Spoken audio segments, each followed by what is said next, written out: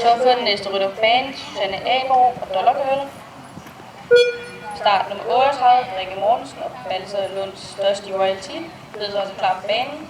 Og så bliver det start nummer 39, Pernille Nedergaard Jensen.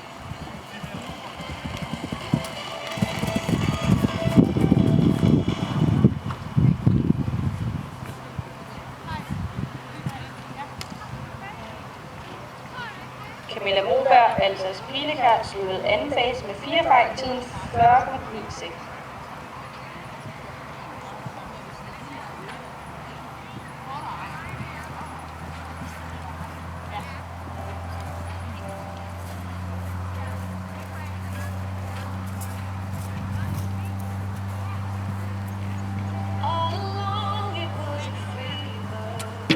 Nej.